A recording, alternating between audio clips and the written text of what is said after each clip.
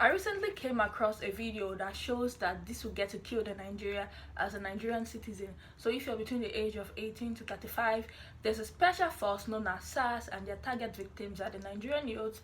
So these are the things that will get you killed in Nigeria. You owning an iPhone or even a laptop, wearing dreadlocks, if you have piercings, you drive a nice car, you have a nice job, or even if you dress nicely. And there is also the option of having colored hair and also tattoos. I just need to say that this vlog is being recorded on my iPhone that is also sitting on a laptop.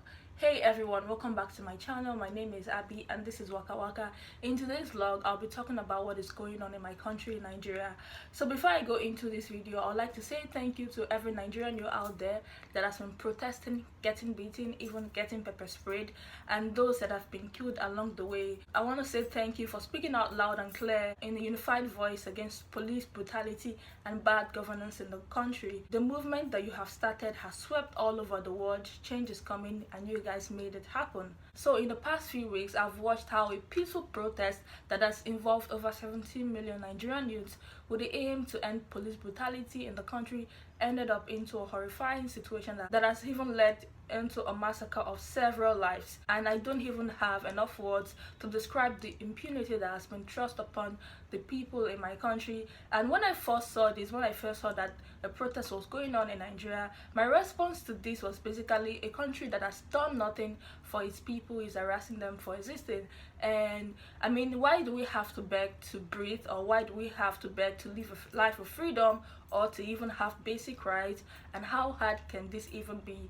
Now, the events that actually opened this kind of war occurred when a Nigerian youth was killed cold-blooded by the special force known as SARS, and the recording of this atrocity was posted online, and the Nigerian youth just had enough of it, and they all came out en masse to protest the unlawful killings that this force has been known, because this is not their first harassment towards the Nigerian youth or even other Nigerians. Although this SARS was created in the year 1984 by this man here called Fulani Kawajafa, who later regretted creating this force, the unlawful arrest, abuse, and even rape started coming out around the year 2015-2016.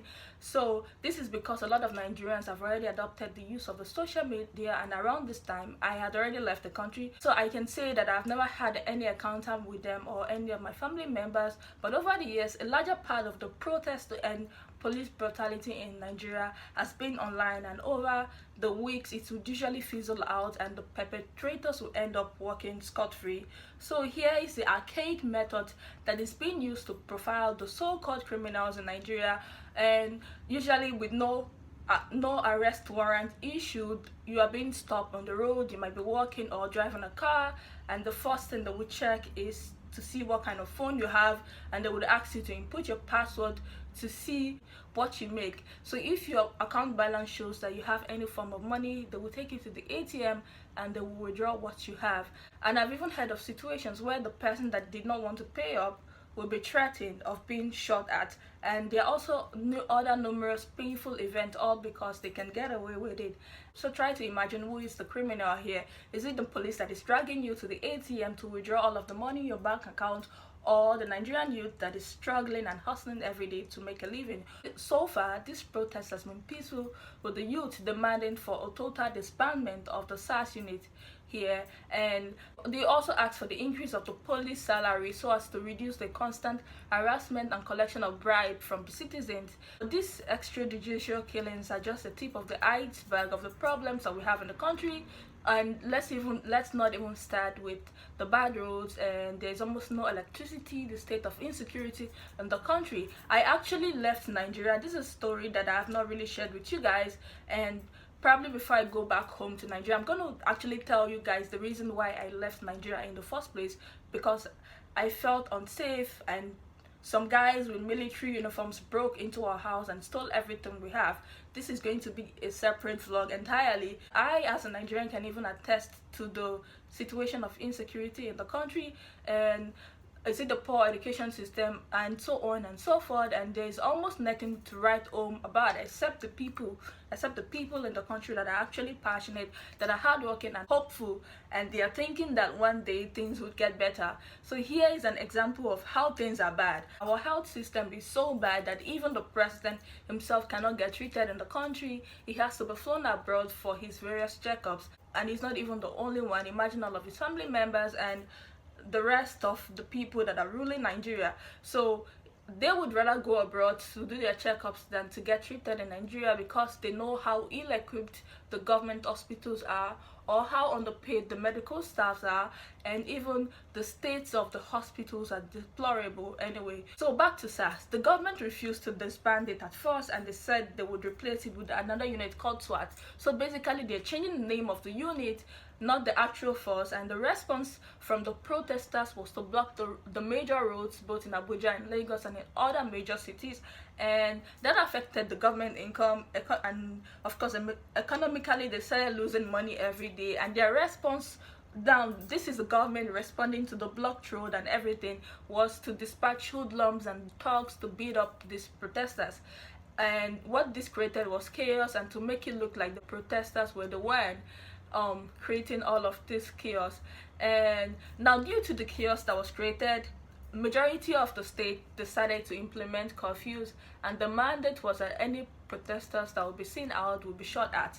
And this was what resulted to the massacre that happened on October 20th, where the members of Nigerian armed force opened fire at peaceful protesters who were not doing anything. And before they shot at the protesters, they took out the CCTV camera and the lighting so that their immoral and wicked actions would not be seen.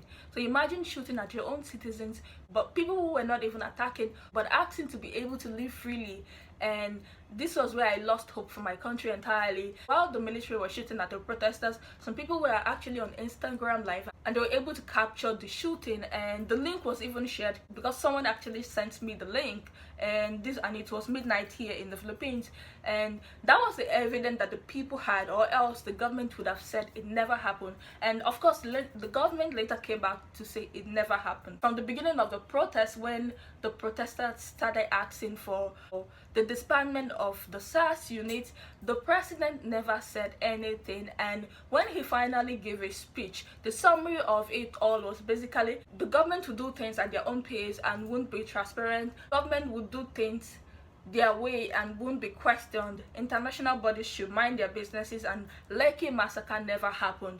As a Nigerian that has lived abroad for so many years and will be going back home soon, I am actually quite scared for my life, for my own safety, and I can't imagine what the state of the country will be. And the question that lingers in my mind is, would I be safe in the country that is supposed to protect me, or will I be shot at? And I've heard people say, why are you going home if it's such a bad place? But you know, at the end of the day, it's still my home, it's my country, it's a place that I learned everything that I know or majority of my lifetime. So this is what has been going on in Nigeria, guys. I am really scared and I am terrified, and I don't even know what direction this country is going.